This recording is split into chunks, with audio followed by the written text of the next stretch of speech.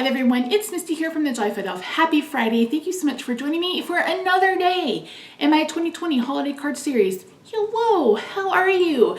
You've gotten a ton of videos from me this week. This will not be the norm, but I didn't want to put that little bitty haul from Monday into another video. And then, like I said, on Wednesday, if you missed it, I posted a video. I thought I had ruined the card. Like, I was just beside myself because I was like, I spent 2 hours on this card and I felt like I ruined it. And so many of you guys were like, no, it's, post it. Because I asked on all my social media, you guys were like, post it. So I did post it. I posted that Wednesday. And then yesterday I posted a in-depth tutorial on how to create a scene with masking tape. And then today I have remade Wednesday's card and I feel like this one is a success. I love how this card turned out. I'm using the cutest little Yeti from Stampin' Bella. If you missed it, I've picked up these Yetis from Stampin' Bella and I just picked up Sloths today. So I have more Stampin' Bella coming my way in the next few weeks, I guess. So yeah, but this card, I really love how it turned out. It's just so pretty. So anyway, enough of me tooting my own horn. Let's head over to my craft table and I'll show you how I reworked Wednesday's ruined card. Oh, hello friends. Happy Friday. So I am remaking the card from Wednesday. Someone mentioned in the comments that I should just try to remake it. If you don't know what I'm talking about, on Wednesday I posted a card that I thought I had ruined. I personally thought I had ruined. You guys left such nice comments. Thank you so much. I wasn't fishing for compliments or anything like that. It was just one of those cards where I couldn't figure out what the heck it was missing or what I could do to make it, pop. I could not figure out what was going on. So, but before I go any further, I posted a detailed tutorial on how to mask. So if you're interested in that went up yesterday on Thursday. So I'm not going to talk to you about masking. I'm not going to talk to you about this part because of that video. Plus I showed it in Wednesday's video as well. But anyway, Angie, who's Angie Cat, she left a comment, and first she mentioned the Monsters Inc. Yeti. Several of you guys mentioned the Monsters Inc. Yeti, and that's the Yeti I was thinking about, not the one from the Minions. The one from the Minions is kind of scary looking. So yeah, that's not the one I was thinking about. I was thinking about the one from Monsters Inc., who is voiced by the guy that played Cliff, and he voiced Hampton and Mac and 3 or 4 other characters that I can't think of off the top of my head. So anyway, she mentioned that it wasn't like my normal cards. My normal cards are very vibrant and bright. And the colors on that other card, especially the presents, were very muted. So that's the thing with colored pencils, is that the look is more soft. Now you can get them to where they're very vibrant, with different color schemes, etc. It's completely up to you. I think some of that had to do with the fact that I was using the Crayola pencils. And the whole reason why I got those was to show you that you don't have to spend a ton of money on coloring supplies to get something that looks good. I know someone mentioned about buying the polychromos from Faber-Castell. I already have the Prismacolor pencils and I think they were $120. So if I were someone that colored with colored pencils on the regular, or someone who loved coloring with colored pencils, or someone who I would consider investing. But since I've already made the investment in the Prismacolors, I don't think I'll be buying the polychromos. Okay, so I'm just outlining him like I did on Wednesday to make the line weight match the one on the presents. So I decided to do this one in Copic markers. So that was one change that I did. Another change I did is I brought him down quite a bit because I decided I did want a sentiment on the top of this card. This is a 1-layer card, and like I said, I have a detailed tutorial on how to mask how to figure out perspective, stuff like that. And then on Saturday, I will post my normal and real-time coloring.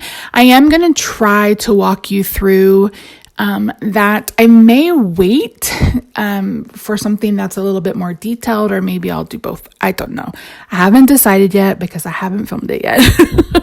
So I wanted to do the background. And you guys know I normally use the makeup brushes that I picked up from Amazon. And normally I have no issue with them. I can clean them and they're no problem. Well, you're going to see what happened. So I decided to use spun sugar.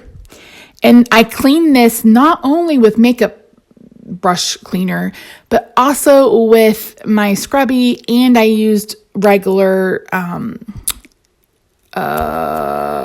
Stampin' Mist, and it still had a bit of brown or something in it, and it made the background dark. But it was fortuitous or serendipitous because I didn't like the spun sugar at the bottom anyway. So I basically restamped the whole dang thing. And I brought in picked raspberry, then spun sugar, then shaded lilac. And I love how this background turned out. And so anyway, I'm using the regular blending tools that you can get from Ranger. I don't love these, but again, I have to figure out a way to wash my makeup brushes and get the ink out. I think I'm going to use a solid soap. I have a ton of solid soap from like Shop Miss A that I use to clean my makeup brushes and my makeup sponges. So I'm going to try that, see if I can get the rest of the ink out. That way, I don't have that problem again. So I'm going to bring in a little bit of tumbled glass, and I'm going to add that just at the bottom. I don't have a whole lot of space at the bottom. I did try to get these presents as close to the bottom as I could, but you know how things go with me. So I'm going to clean up my area, and then I'm going to bring in a little bit of acrylic paint. I don't remember who said that I should use acrylic paint, but thank you very much. So at first I thought, oh, I'm going to do this at the end. And then I thought, no, I'm not. I'm going to do this before I pull up the mask, because the last thing I want to do is get to the end of this card and screw it up again. And you guys, I almost lost my lunch. So I film and it saves to a memory card. And then I put the memory card into my Mac. It reads it. And then that's how I transfer my clips. And it gives you the option of deleting from the memory card after you download. So I get up, it's downloaded, it takes, I don't know, probably 10 minutes. I went to the restroom, went and got something to drink, came back, and my computer had restarted. And I honestly thought I lost all this footage. And talk about seeing a fat girl cry. You were about to see a fat girl cry. Okay, so I'm going to get ready to Copic color this. So on Saturday, I will post the real-time coloring, and this time I will be walking you through most of the coloring. I know somebody asked if I would do that, and I will do my best. So I'm going to go ahead and add some Christmas music here and fast forward, and I'll talk to you once I am done with this part of the card.